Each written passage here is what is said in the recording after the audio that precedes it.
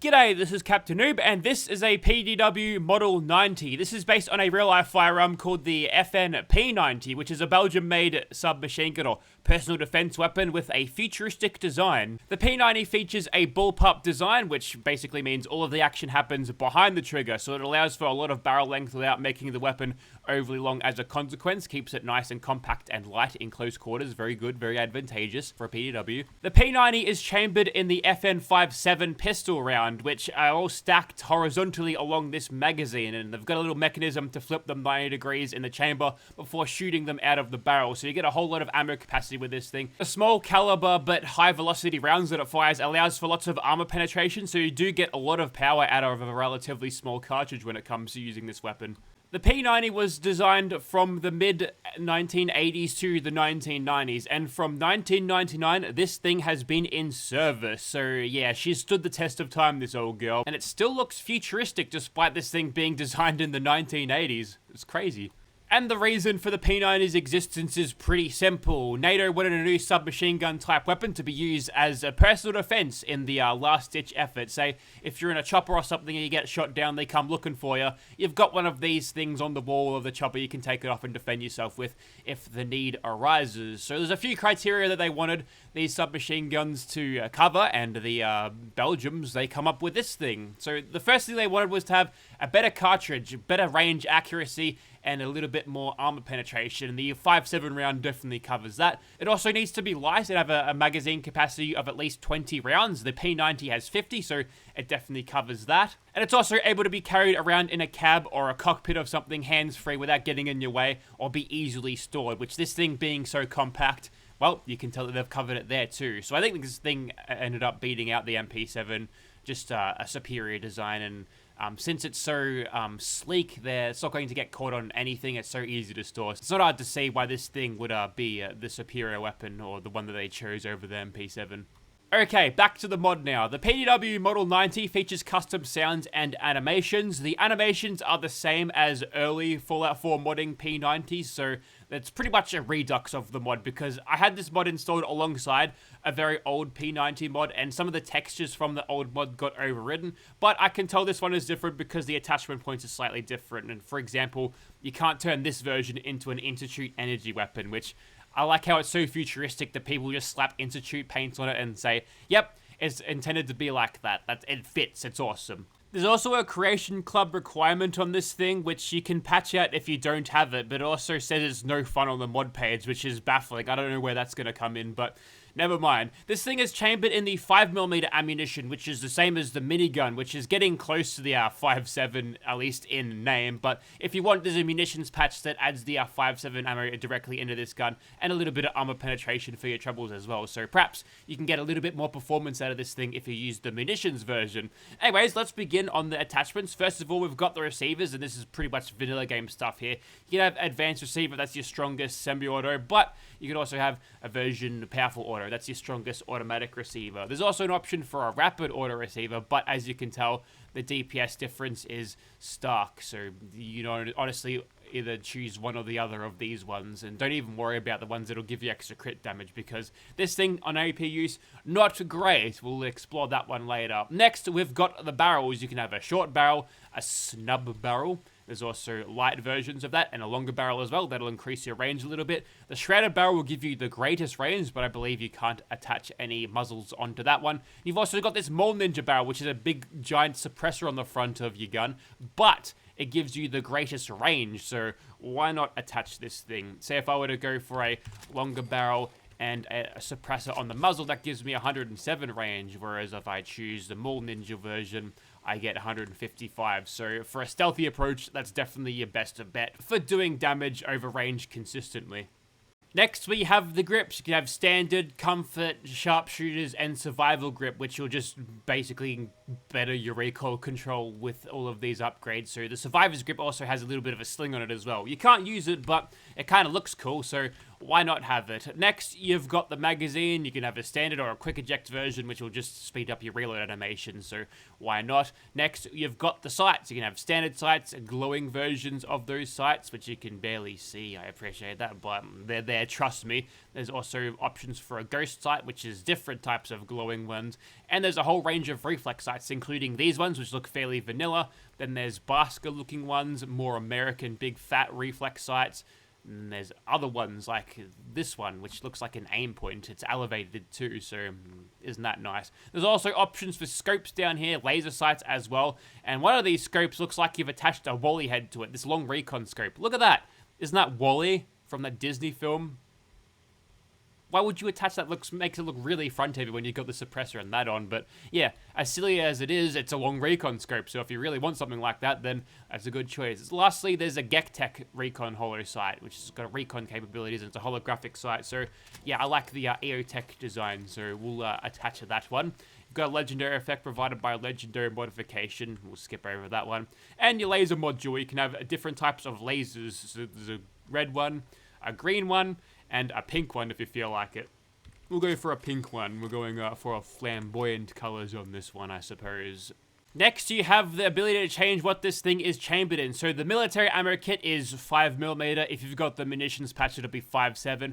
The civilian gives you the 10mm with worse damage, but maybe slightly more obtainable. Although, if you are using the 5mm ones, find a dude with a minigun and you can kill him and get 500 if you pick up said minigun. So there's that. There's also option for a nailer kit, which I believe is the Creation Club integration, now that I think about it. I was thinking more grenade launchers, but I mean, nails, they do less damage, so why would you ever? Unless nails are so easy to obtain that it's going to make that a no-brainer, we're going to back the damage here. Next, we've got materials. You can have standard, alternate, which sort of grays it out a little bit, brighter alternate, grey, olive, pink, red, tan.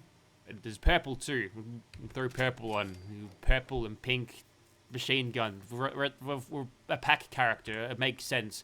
Anyways, that's our PDW Model 90. Probably sure to get them, and we'll make a few more of these things to fulfill multiple roles, and we'll start shooting stuff. The PDW Model 90 shows up at level 20. You'll find it on Gunners, Railroad Agents, Triggermen, Raider Bosses, and Rust Devils, and Arturo has a stock of these, so go to him if you want to buy these things. And they're fairly cheap, 380 caps. Oh, that's chump change, it's easy to find. Thanks. The first uniques can be located at Cleo's in Good Neighbor. Do you need a map reference for here? It's right there. You go here during the main story for Fallout 4. So if you can't find Good Neighbor, then, well, you've got other problems. Anyway, go up to you want to buy stuff. And in the Clanker's inventory, you'll find Personal Destruction Weapon, a different type of PDW. You'll take less damage while sprinting because you can't block with firearms, and 2mm compatible, so we can turn this into like a Gauss P90. That's cool. That'll set us back just over 1200, which is fine. It's pretty good. Not the second unique can be found within the Federal Ration Stockpile. The eagle-eyed among you might realize that I'm not currently at the Federal Stockpile, but there's a method to my madness, don't worry, because here in the Lonely Chapel, there's a backdoor entrance. There's way more raiders and more things to do if you go through the front door, but if you want this quick and fast, just go through the back door. So simply enter the Forgotten Church, and to the back of the building to the north, you'll find a little trap door. Jump in. Once you're inside, it takes about 2 seconds to find this, so just make your merry way down the corridor. Once you get into this light room where you can see your shadow on the wall, if you've got the correct settings, just go around this pipe and just go right. Then you'll find yourself in a turret room. So dispatch to the turret. There's usually a couple of other raiders around in here, but the main target here is going to be Red Tourette here because she's carrying herself Seething Hatred, which has the Furious legendary effect. Very strong on a P90 because it's got a high rate of fire and a high capacity as well. So very happy to have that one. Also, there's references to a Lily here, but it's not my Lily. Come on, I dare you. And there's a few raiders in here if you feel like dealing with them, but honestly, small fish. We can go now. We are done in this area. So, yeah, let's go shoot some more high-level people. Okay, so here we are outside of Immersive Gunners Plaza. Here is the P90 in third person with classic holstered weapons, and when you equip it, it looks like that. You've got shooting animations. You'll notice the ejection port is at the bottom of the weapon, which is great. It looks like it's actually ejecting the 5mm cartridges, which might be a little bit too big for this magazine, but don't worry about it. And of course, you've got that reload animation. And if I break the rules for just a second here, the reload animation looks like that in first person. And that's all we'll see of that. Next, we have sniper status, which has a green sort of setup with the green laser sight and the olive body with the medium scope and suppressor, just so I could have extra range on this thing, or rather a suppressed approach with the most amount of range, same suppressor. I've got no idea what that says on the suppressor, so maybe someone in the know can enlighten me. And this one is personal destruction weapon with the Gauss bullets, which does that. Firing the EC cartridges at not a whole lot of damage. If I quickly go to my inventory here, yeah, it only does that much. That is obviously offset by its high rate of fire, and the DPS at 2025, current year even, is it's pretty good, but I feel like we could be getting a little bit more out of this if we plugged him into like a Gauss minigun or something. And lastly, here's Seething Hatred. Now this thing's got the extra bash damage, which might be absolutely perfect for what I'm planning for my playstyle to be, so we'll stand by for that one. But first, this is the outfit today. We're doing a bikini challenge because I kind of want to see how the YouTube bots react to this thing. So this is VTOL Wardrobe 10 strapless bikini, which is kind of odd because it's clearly got straps there to hold it in, but don't worry about it. This has the purple material swap, so up to the latest version of that. So yeah, if you've got any complaints about this, direct them to Atomic Widow. And if you don't like it, you can take your whining, sniveling, snot-nosed population, form a line behind me, and kiss my ass. Okay, so let's begin, and it might be a little bit cheating, utilizing a scope that's in first person, but that's okay, don't worry about it. We need a little bit of precision every now and then. We'll go for the scoped version. But as a semi-auto scoped weapon, well, you might find that it is capable of knocking targets down just like that, which is great news. Being able to sort of disarm your targets or neutralize them before you finally put them down for good. It's a pretty good thing. We got a lucky proc there for Grim Reaper Sprint, so hopefully we'll be able to get some crits into this thing as we send that gunner cartwheeling. Come on, gun crew. I've shot more than 3 things. Wasn't meant to be.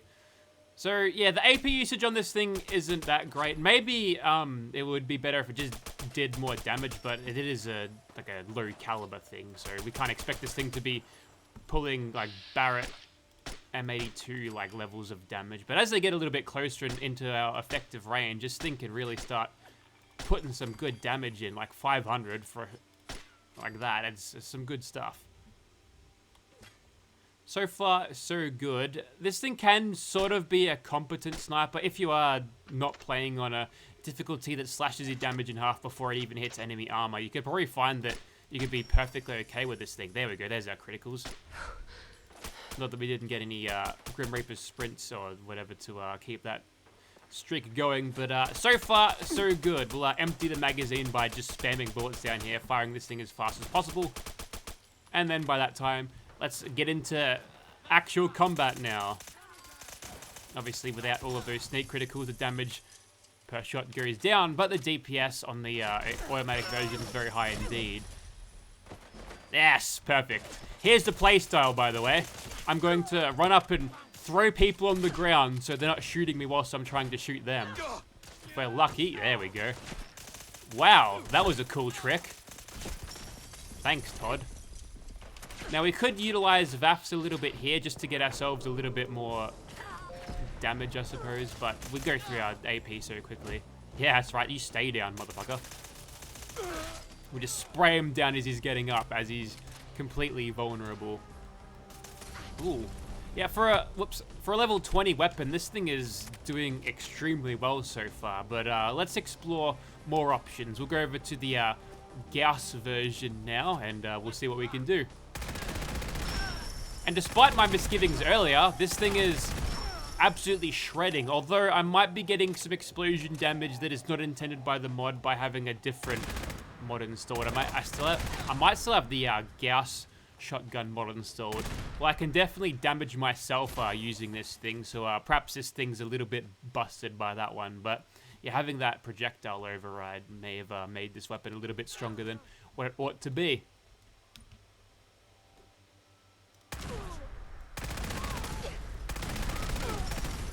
I guess I am sneaky today in the light armor. I was gonna say, have these guys bugged out? I want to throw him to the ground. Come on, give me something. There we go.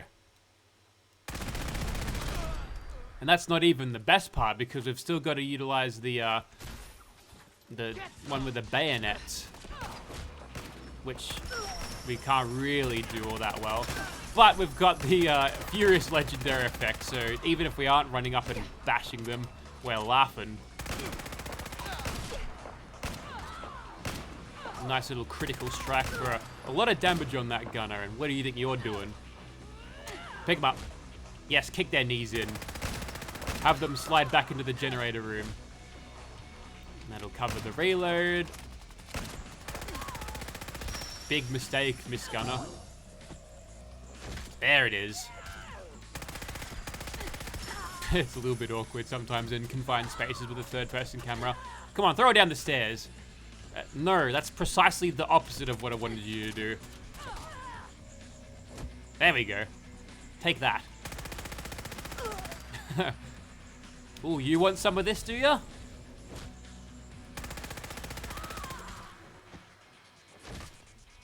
Throw them onto the dome. There we go. I rarely get to utilize this because I always play in first person, so may as well spice it up a little bit. Do some throwing animations that sort of suits Carla, because she's sort of like a wrestler. What else are you going to do as a pack member? There's probably other things you can do physically, but not all the time is that you're able to do that without it being weird. Or, you know, Bethesda, they can't have NPCs just do that in front of you, so it's much better for them to be wrestling to show off their strength. So I throw that asshole to the ground, and then completely destroy his face. Entire face with full auto fire. So yeah, I could push the hatred thing even further by putting a suppressor on it, but honestly, like, 2 shots in, I've already got an extra 30% damage, so the difference here is sort of marginal. Obviously, if I had the multiplier to begin with, then that'd be fine. Oh, you've pissed me off now. That's nerd rage happening. Probably could have saved that for a little bit later in case of a big scary monster, but there you go. That was Gunner's Plaza with the third-person P90. You'll also notice that I've got shoes for a beach walk occasion too as well. There's probably too much broken glass out. Don't want to get cuts on the bottom of your feet. Yuck. Okay, there's Mr. Swan. He's fighting a bunch of little rust devils, so we'll quickly snipe at this guy, and then we'll assume a position up here and do a bit of sniping on the rust devils, which shouldn't take super long. They are currently aggroed, and we're really at the tail end of this thing's effective range, so we're hitting them for pretty much nothing, but Swan down there will quickly finish the job, and now we're getting sneak criticals, and now we can sort of keep him at bay whilst he rapidly vibrates along the ground. He's just excited to be here. He's quivering with anticipation. So we can just keep on hitting him like that, and that'll kind of be the end of it. But I want more damage, so we're going to creep in just a little bit closer. We'll find that threshold of where we start getting a little bit of extra damage. Okay, now we're getting it. If we can keep his back to us, or his face buried in the ground. Ooh, don't trip those iframes there.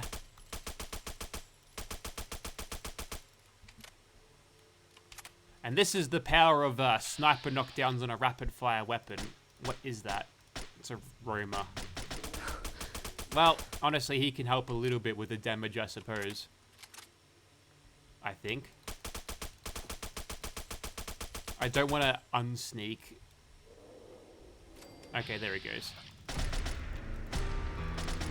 Ah, Mysterious Strangers cut off my aggro, but I've knocked him down, so he should be able to get his full measure of damage in. Being like a support character for the Mysterious Stranger is kind of a odd feeling.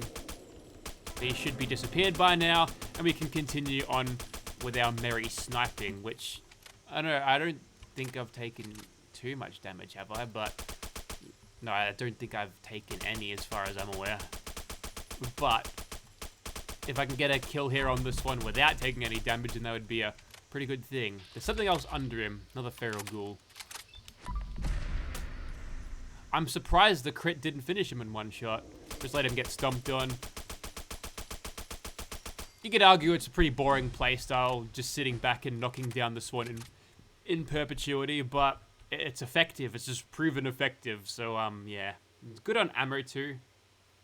But you can do better by using the commando version. Yeah, the next fight will be in the adjusted for visibility glowing sea, and we're going to try to take on this massive ghoul over there. And here's the method. I'm going to get as many sneak criticals plus criticals as possible and try to get this fight on my terms quickly. And so far, so good. So eating into that health bar pretty easy. We'll try to hit him with all of the VAF's criticals as well. Okay, he's mutated at this point, which is great. Calm down. I'm looking for a quick ally here. Come on. Calm down. Nice. I can command him to do my bidding now. We'll take out the little one, and hopefully the other one is totally okay with me doing that. Yep, he's just sort of squatting now. Now, if he really wanted to screw with me, he could, Why is he biting the air? What's going on here? We'll just have to kill that one again, don't worry about it. Yeah. You're coming with me. Now, he's my friend. You're a distraction. Be one. Come on. Get him. Wrecked. He's useless anyway.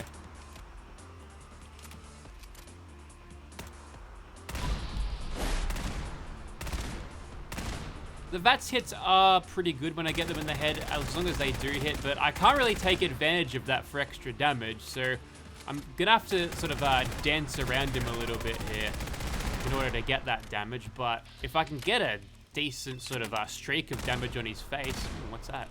Oh, I can target body parts in VATS using the camera. That's weird. The mouse and the camera. It'd be like a real-time targeting adjuster. Whoa, too far, buddy. Whoops, nope, wrong button. That's autopilot for a second. If I just stay around these logs. Ooh, he's doing the resurrection again. Wonder if that gives me another chance to pacify them. Yes. Kind of odd. Now, that one lost his arm and decided that he was going to get back up anyway. Maybe I have to knock off more parts, but that was a sort of a little exploit you could do at Nuka-Bomb when you're fighting the ghoul magician. You could chop all the ghouls that are about to be revived on the ground and make the fight significantly easier for you.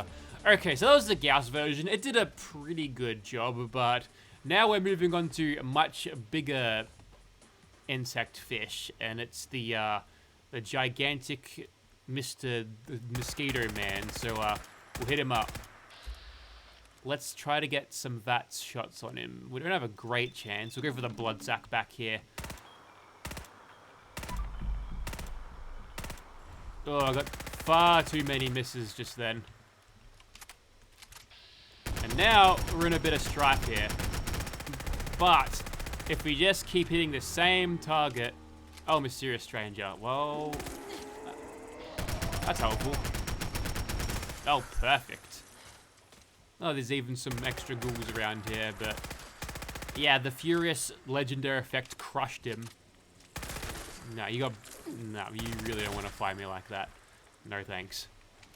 Okay, well, that went pretty well. Let's see, what other monsters could I fight? Okay, let's finish off by shooting at more super mutants, and what we'll try to do is infiltrate this camp compound and kill everything without being detected. We'll get ourselves a nice little position here. And if we get lucky, we can get ourselves a huge gun foo streak. We can just knock out everything utilizing this automatic one. Oh, wow. That thing kept firing despite me only tapping the trigger. Bug, I think. So far, so good. Looks like the pen of rampaging centaurs has been let out. Unfortunately for them, well, they're tiny. Actually, they're kind of big, but they're too slow to be a real threat. That's the difference between them and mutant hounds. Like, if you see a mutant hound replaced by a centaur, sure, it's a cool callback to Fallout 3, but tactically, it's way less of a threat. I don't even think the centaurs are capable of spitting their goo like they did in Fallout 3 in that mod. So it kind of nerfs the super mutants in a way. Maybe the camera bugged out. Maybe the centaurs have more health, but that really means not much. Yeah. And there he is. There's the boss of this area. Mutant Hound Eviscerator. And unfortunately, he's only taking 11 points of damage per strike. And even if we do get... Oh, we're able to get sneak criticals again. That's pretty good. We get him nice and staggered there. We can get ourselves a good damage streak, a little bit, hopefully. Come on, where's my crit? Where's my crit, damn it?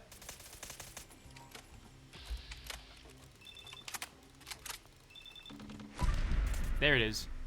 Too late, though, because I'm in danger again.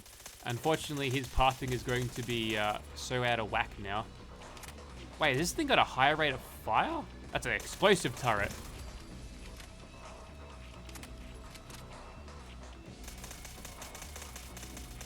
Yeah, okay. So I could just keep shooting him like this, or I could just whip out the Furious one and just end him.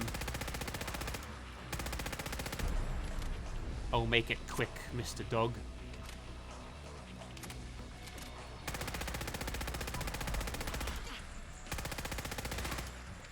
I think I can out-tank him at this amount of damage, which is good news. That's okay. He's just sleeping. I've knocked him out. See, he's having a nice little nap on the rock there. You know, if you're a mutant hound, you're that muscular that any rock's gonna feel soft. So, yeah. Whoops, did I do that in first person? Never mind. Anyway, so I think you get the idea. So that there was the P90 by Diacuto. It's a good weapon mod. I think it's way better than the original P90 mod from, what, was that back in like 2016, 17 or something? So worth having a look at. The uniques are cool. Arguably overpowered, but yeah, if you've got the 5.7 ammunition, that'll be sort of your point of your limitation with it. Because if you've got the standard ammo that it comes with, it's 5mm, which you can get from miniguns super easily. So yeah, there's a utility value in here. So despite being a sort of an early level weapon, this thing can really pack a whole lot of punch and do a whole lot of damage. So if you want to see the weapon in your game, check out the link in the description. This armor mod is Patreon exclusive right now, but Vitor's getting close to finishing Wardrobe 10, so it should be available to the non-paying customer fairly soon. But that'll be it for me. Thank you very much for watching, guys.